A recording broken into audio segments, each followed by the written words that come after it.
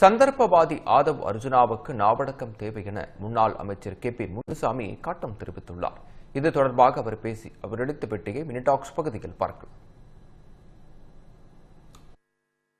திரு ஆதவ் அர்ஜுனா அவர்கள் பல்வேறு தவறான கருத்துக்களை அவர் தான் தோன்றித்தனமாக பதிவு வைத்திருக்கிறார். அவருக்கு என்னுடைய கடுமையான கண்டனத்தை தெரிவித்துக் கொள்கிறேன். ஏற்கனவே நான் 2 நாட்களுக்கு முன்பாக ஊடகங்களுக்கு நான் இந்த கருத்தை சொன்னேன். முதலிலே திராவிட முன்னேற்ற கழகத்தில் கூடினார், அங்கு வாய்ப்பில்லை. அதேபோல விடுதலை சிறுத்தை கட்சியில் போனார், வாய்ப்பில்லை. அண்ணாதி திராவிட முன்னேற்ற கழகத்துக்கும் வந்தார், வாய்ப்பு கொடுக்கவில்லை. இறுதியாக தமிழக வெற்றி கழகத்திற்கு போனார், தேர்தல் வந்தது, வாய்ப்பு கிடைத்தது, அமைச்சரானார். அதோடு அவர் நின்றுவிட வேண்டும். ஆனால் மற்ற கட்சியினுடைய வரலாற்றையோ மற்ற கட்சியுடைய வளர்ந்த விதத்தையோ அந்த வளர்கின்ற கட்சிக்கு எத்தனை லட்சக்கணக்கான தொண்டர்கள் செய்த தியாகத்தையோ அவர் மதிப்பிடாமல் தான் தோண்டித்தனமாக இந்த கருத்தை சொல்லக்கூடாது என்பதற்காகத்தான் அவரை வன்மையாக கண்டிக்கிறேன்.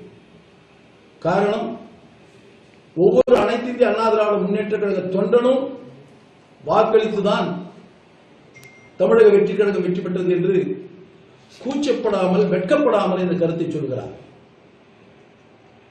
ஒவ்வொரு அண்ணா திராவிட முன்னேற்ற கழக தொண்டனும் எந்தவித பிரதிபலனும் எதிர்பார்க்காமல் தான் ஏற்றுக்கொண்ட தலைவர் மீது உள்ள நீக்கமர பக்தியால் கடுமையாக உழைத்துக் கொண்டு தன் இயக்கம் வெற்றி பெற வேண்டும் என்று உழைக்கின்ற அந்த உன்னத தொண்டனை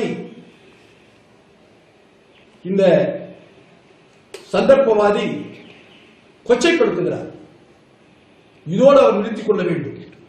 இல்லை என்று சொன்னால் நேரடியாக போராட்டத்தில் அவர் முன்பாகவே நான் சென்று விடுவேன் என்பதை இறுதி எச்சரிக்கையாக கூறுகிறேன். அரசியலில் ஒரு பண்பு இருக்க வேண்டும், அரசியலில் ஒரு தர்மம் இருக்க வேண்டும்.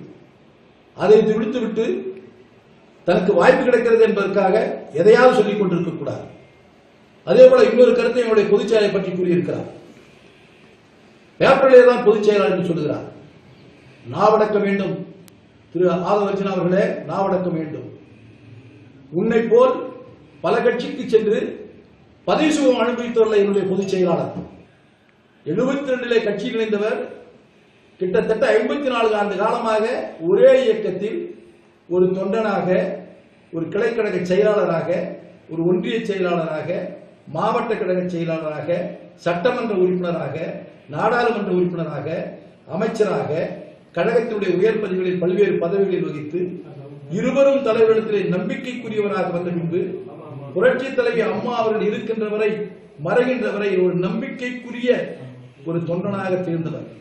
புரட்சி தலைவி மறைவுக்கு பின்பு பல்வேறு சோதனைகள் சந்தித்த பின்பு கழக தொண்டர்கள் அத்தனை பேர் ஒன்றிணைந்து பொதுச் செயலாளராக ஏற்றுக்கொண்ட ஒரு உன்னத தலைவர் எங்களுடைய தலைவர். திருவாரூர் மாவட்டம் பேரளம் அருகே